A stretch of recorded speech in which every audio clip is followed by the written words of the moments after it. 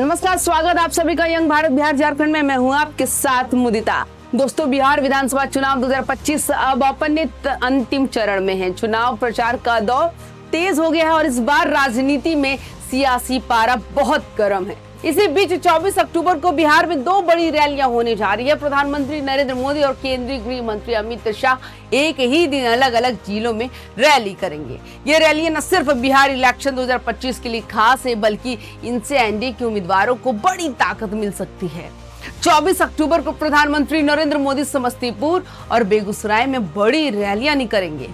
PM Modi इन रैलियों में जनता से सीधे मिलेंगे और एनडीए के उम्मीदवारों के लिए समर्थन मांगेंगे। दोस्तों, मोदी की रैली का असर बिहार इलेक्शन 2025 पर बहुत बड़ा होगा, क्योंकि समस्तीपुर और बेगूसराय दोनों ही जिले चुनावी दृष्टि से बेहद अहम माने जाते हैं। खबर है कि पीएम मोदी इन रैलियों में विपक्ष को कड़ा संदेश देने के लिए भी रणनीति बनाकर आएंगे।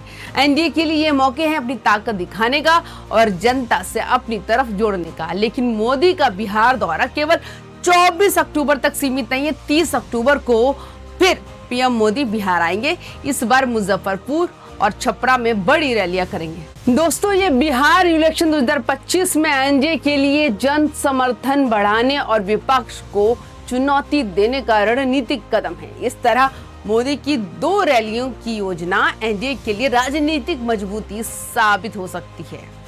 अब बात करें केंद्रीय गृह मंत्री अमित शाह की।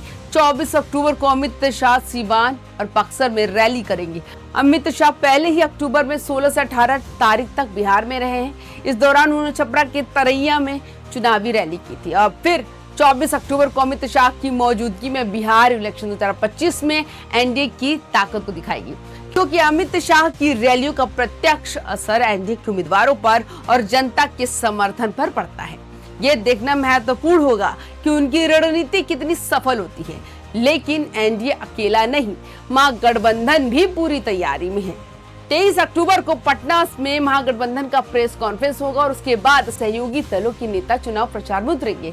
दोस्तों, बिहार इलेक्शन 2025 में ये मुकाबला एनडीए और महागठबंधन के बीच ही होगा। हर रैली, हर प्रेस कॉन्फ्रेंस और हर कदम का असर बिहार इलेक्शन 2025 के परिणाम पर पड़ेगा। अब बात करें संभावित असर की। क्या पीएम मोदी और अमित शाह की रैलियां जन समर्थन बढ़ाने में सफल होंगी? क्या एनडीए की ये रणनीति महागठबंधन के मुकाबले काम करेगी? क्या महागठबंधन भी अपने रणनीतिक कदमों से जनता को प्रभावित कर पाएगा? विशेषज्ञों का कहना है कि 24 और 30 अक्टूबर की रैलियों का बिहार इलेक्शन 2025 में परिणाम पर सीधा असर पड़ेगा।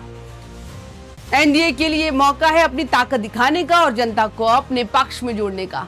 महागठबंधन के लिए ये चुनौती है कि वे अपनी राजनीतिक रणनीति और संगठन शक्ति दिखाए।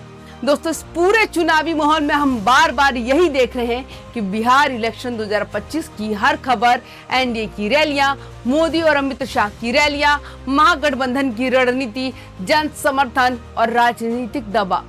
तो दोस्तों, अब 24 अक्टूबर और 30 अक्टूबर के दिन बिहार में राजनीतिक हलचल देखने को मिलेगी। देखना यह होगा कि मोदी और अमित शाह की रैलियां एनडीए के लिए मजबूत जन समर्थन ला पाएंगी या महागठबंधन अपनी ताकत दिखाने में सफल होगा।